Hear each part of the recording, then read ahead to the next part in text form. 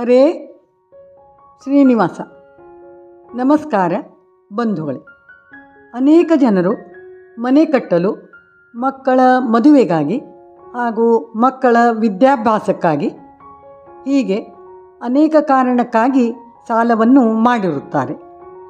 ಆದರೆ ಸಾಲವನ್ನು ಮರುಪಾವತಿಸಲು ತುಂಬ ಕಷ್ಟಪಡುತ್ತಿರುತ್ತಾರೆ. ಹಾಗೂ ಇನ್ನೂ ಕೆಲವರು ಬೇರೆಯವರಿಗೆ ಅಂದರೆ ಸ್ನೇಹಿತರಿಗೆ, ಸಂಬಂಧಿಕರಿಗೆ ಸಾಲವನ್ನು ಕೊಟ್ಟಿರುತ್ತಾರೆ.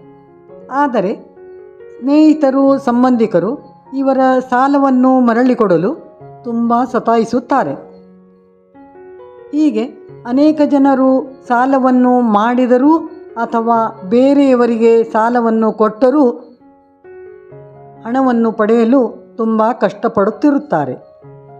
ಇಂಥವರು ಶ್ರೀ ವಾದಿರಾಜರು ನರಸಿಂಹ ಪುರಾಣದಲ್ಲಿ ಕಂಡಂತಹ ಋಣಮೋಚನ ಸ್ತೋತ್ರವನ್ನು ಪ್ರತಿನಿತ್ಯ ಪಠಿಸುವುದರಿಂದ ಅವರು ಬೇಗನೆ ಋಣಮುಕ್ತರಾಗುತ್ತಾರೆ ಹಾಗೂ ಶೀಘ್ರವಾಗಿ ಸಂಪತ್ತನ್ನು ಪಡೆಯುತ್ತಾರೆ. ಈಗ ಆ ಋಣಮೋಚನ ಸ್ತೋತ್ರವನ್ನು ನೋಡೋಣ. ಶ್ರೀ ವಾದಿರಾಜರು ನರಸಿಂಹ ಪುರಾಣದಲ್ಲಿ ಕಂಡಿರುವಂಥ ಋಣಮೋಚನ ಸ್ತೋತ್ರ. ದೇವತಾ ಕಾರ್ಯ ಸಿದ್ಧಾರ್ಥಂ ಸಭಾಸ್ತಂಭ ಸಮುದ್ಭವಂ ಶ್ರೀ ನೃಸಿಂಹಂ ಮಹಾವೀರಂ ನಮಾಮಿ ಋಣಮುಕ್ತಯೇ. ಲಕ್ಷ್ಮ್ಯಾಲಿಂಗಿತ ವಾಮಾಂಗಂ ಭಕ್ತಾನಾಂ ವರದಾಯಕಂ ಶ್ರೀ ನೃಸಿಂಹಂ ಮಹಾವೀರಂ ನಮಾಮಿ ಋಣಮುಕ್ತಯೇ.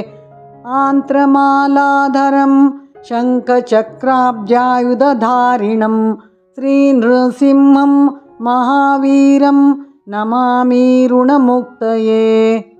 ಸ್ಮರಣಾತ್ ಸರ್ವಪಾಪಘ್ನಂ ಕದ್ರೂಜ ವಿಷಾನಾಶನಂ ಶ್ರೀ ನೃಸಿಂಹಂ ಮಹಾವೀರಂ ನಮಾಮಿ ಋಣಮುಕ್ತಯೇ. ಸಿಂಹನಾದೇನ ಮಹತಾ ದಿಗ್ದಂತಿ ಭಯನಾಶನಂ ಶ್ರೀ ನೃಸಿಂಹಂ ಮಹಾವೀರಂ ನಮಾಮಿ ಋಣಮುಕ್ತಯೇ. ಪ್ರಹ್ಲಾದವರದಂ ಶ್ರೀಶಂ ದೈತ್ಯೇಶ್ವರವಿದಾರಣಂ ಶ್ರೀ ನೃಸಿಂಹಂ ಮಹಾವೀರಂ ನಮಾಮಿ ಋಣಮುಕ್ತಯೇ. ಕೋಟಿಸೂರಪ್ರತೀಕಾಶಂ ಅಭಿಚಾರೀಕನಾಶನಂ ಶ್ರೀ ನೃಸಿಂಹಂ ಮಹಾವೀರಂ ನಮಾಮಿ ಋಣಮುಕ್ತಯೇ. ಕ್ರೂರಗ್ರಹೈ ಪೀಡಿತಾನಾಂ ಭಕ್ತಾನಾಮಭಯಪ್ರದಂ ಶ್ರೀ ನೃಸಿಂಹಂ ಮಹಾವೀರಂ ನಮಾಮಿ ಋಣಮುಕ್ತಯೇ.